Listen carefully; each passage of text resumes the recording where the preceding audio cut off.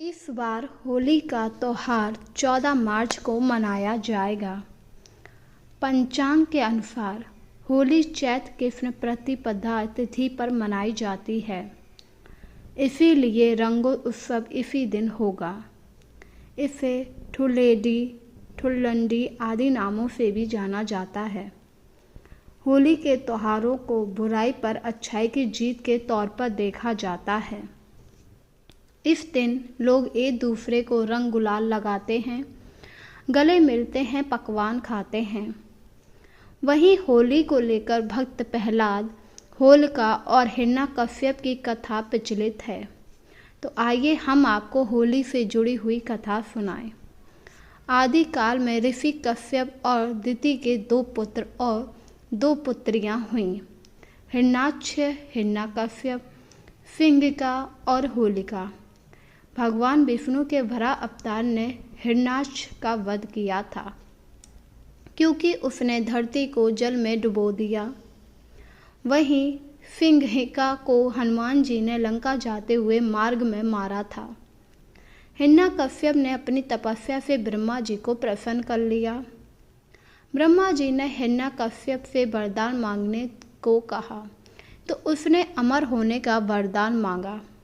हालांकि ऐसा वर देना संभव नहीं था, तो ब्रह्मा जी ने उससे कुछ और वर मांगने के लिए कहा, जिस पर हिरण्यकश्यप सोचने लगा। काफ़ी देर सोचने के बाद हिरण्यकश्यप ने ब्रह्मा से कहा, आपके बनाए गए किसी भी प्राणी, मनुष्य, देव दैत्य, पशु, नाग आदि से मेरी मौत ना हो। मैं सभी प्राणियों पर राज्य करूं। कोई मुझे ना दिन में मार सके ना रात में। ना मैं घर के अंदर मरूं ना ही बाहर। ना ही कोई शस्त्र मार सके ना ही अस्त्र। ना ही कोई मुझे भूमि पर मार सके ना ही आकाश में, ना पाताल में, ना स्वर्ग में। ब्रह्मा जी पहले तो थोड़े परेशान हुए, पर हिरण्यकश्यप ने उनकी काफ़ी भक्ति की थी, जिस वजह से ब्रह्मा जी ने हिरण्यकश्यप को ये वरदान दे दिया। वरदान पाकर हिरण्यकश्यप अपने राज्य में लौट आया, तो उसमें बहुत ज़्यादा अहंकार हो गया, क्योंकि अब वह अमर हो चुका था, जिस वजह से उसने अत्याचार करना शुरू कर दिया। वह ऋषि मुनियों को प्रताड़ित करने लगा, देवताओं को दास बनाने लगा, पूजा पाठ, यज्ञ आदि में विघ्न बाधाएं डालने लगा। वह यहीं नहीं रुका, उसने देवताओं की पूजा करने के बजाय अपनी पूजा करने का आदेश दे दिया। इसी बीच उसके घर में प्रहलाद का जन्म हुआ। कुछ समय बाद प्रहलाद को गोकुल भेज दिया गया। यहाँ प्रहलाद विष्णु भगवान की पूजा करने लगा, क्योंकि प्रहलाद विष्णु भगवान का बहुत बड़ा भक्त था।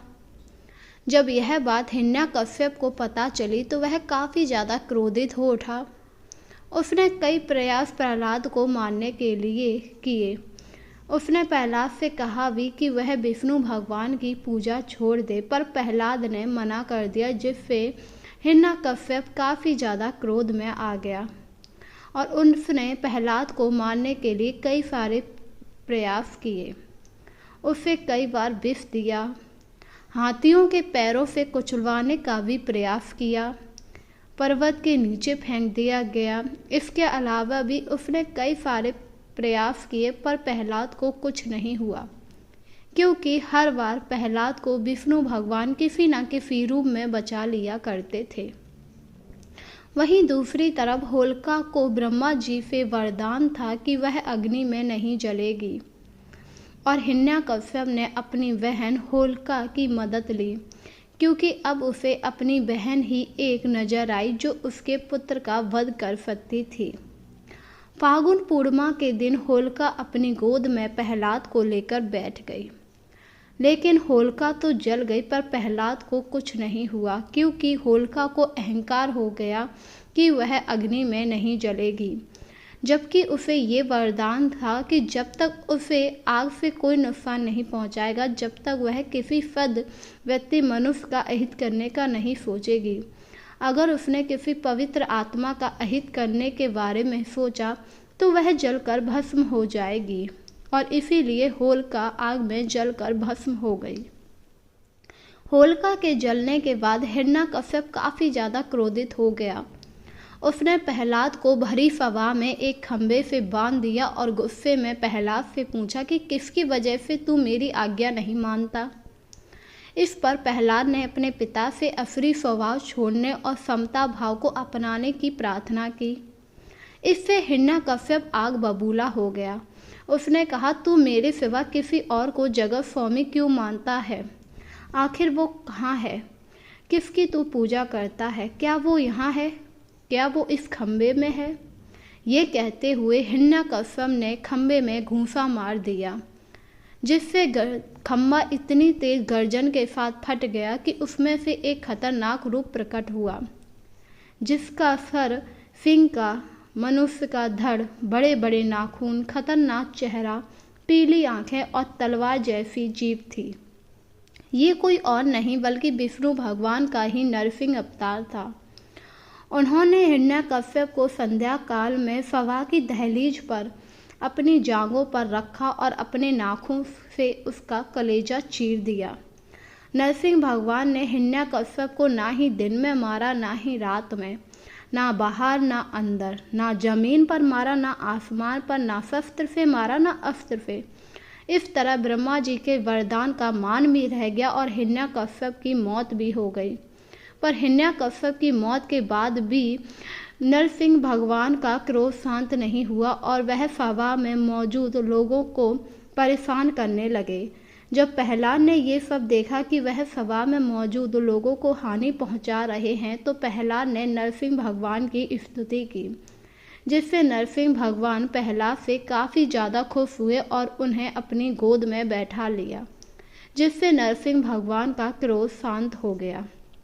इस प्रकार होली वाले दिन बुराई पर अच्छाई की जीत हुई थी। इसीलिए होली वाले दिन हम लोग होलिका दहन करते हैं।